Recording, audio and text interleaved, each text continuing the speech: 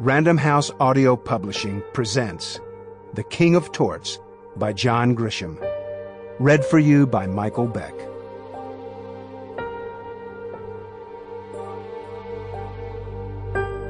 Chapter 1. The shots that fired the bullets that entered Pumpkin's head were heard by no less than 8 people. 3 instinctively closed their windows, checked their door locks, and withdrew to the safety or at least the seclusion of their small apartments. 2 others, each with experience in such matters, ran from the vicinity as fast, if not faster, than the gunman himself. Another, the neighborhood recycling fanatic, was digging through some garbage in search of aluminum cans when he heard the sharp sounds of the daily skirmish very nearby. He jumped behind a pile of cardboard boxes until the shelling stopped, then eased into the alley where he saw what was left of Pumpkin. And 2 saw almost everything. They were sitting on plastic milk crates at the corner of Georgia and Lamont in front of a liquor store, partially hidden by a parked car so that the gunman, who glanced around briefly before following Pumpkin into the alley, didn't see them. Both would tell the police that they saw the boy with the gun reach into his pocket and pull it out. They saw the gun for sure, a small black pistol. A second later they heard the shots, though they did not actually see Pumpkin take them in the head. Another second and the boy with the gun darted from the alley and for some reason ran straight in their direction. He ran bent at the waist, like a scared dog, guilty as hell. He wore red and yellow basketball shoes that seemed 5 sizes too big and slapped the pavement as he made his getaway. When he ran by them, he was still holding the gun, probably a .38. And he flinched just for an instant when he saw them and realized they had seen too much. For one terrifying second, he seemed to raise the gun as if to eliminate the witnesses, both of whom managed to flip backward from their plastic milk crates and scramble off in a mad flurry of arms and legs. Then he was gone. One of them opened the door to the liquor store and yelled for someone to call the police. There had been a shooting. 30 minutes later, the police received a call that a young man matching the description of the one who had wasted Pumpkin had been seen twice on 9th Street carrying a gun in open view and acting stranger than most of the people on 9th. He had tried to lure at least one person into an abandoned lot, but the intended victim had escaped and reported the incident. The police found their man an hour later. His name was Tequila Watson, black male, aged 20, with the usual drug-related police record. No family to speak of, no address. The last place he had been sleeping was a rehab unit on W Street. He had managed to ditch the gun somewhere, and if he had robbed Pumpkin, then he had also thrown away the cash or drugs or whatever the booty was. His pockets were clean, as were his eyes. The cops were certain Tequila was not under the influence of anything when he was arrested. A quick and rough interrogation took place on the street. Then he was handcuffed and shoved into the rear seat of a D.C. police car. They drove him back to Lamont Street, where they arranged an impromptu encounter with the 2 witnesses. Tequila was led into the alley where he had left Pumpkin. "Ever been here before?" a cop asked.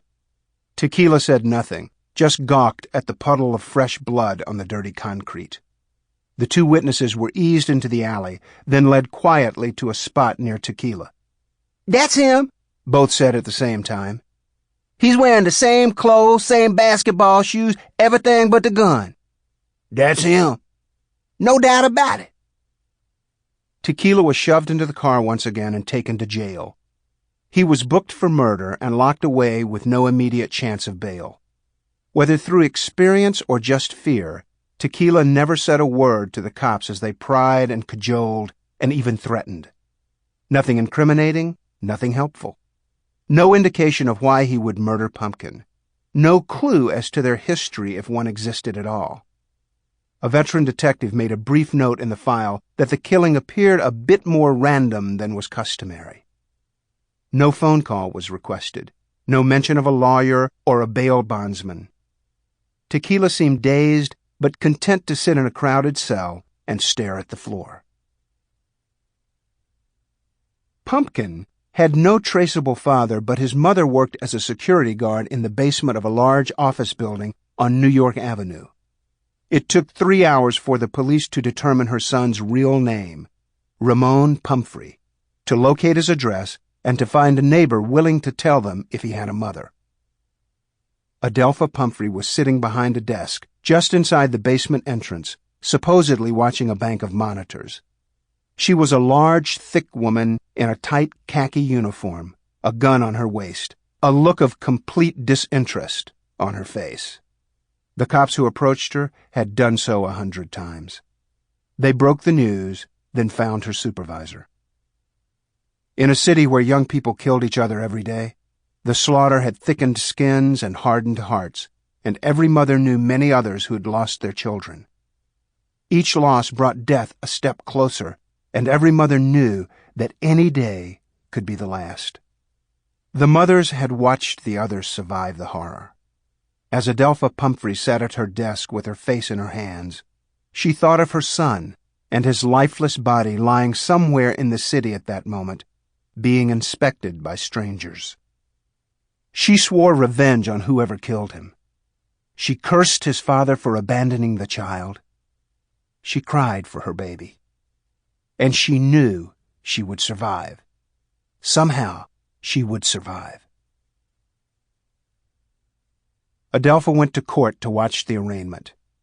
The police told her the punk who had killed her son was scheduled to make his first appearance, a quick and routine matter in which he would plead not guilty and ask for a lawyer. She was in the back row with her brother on one side and a neighbor on the other, her eyes leaking tears into a damp handkerchief.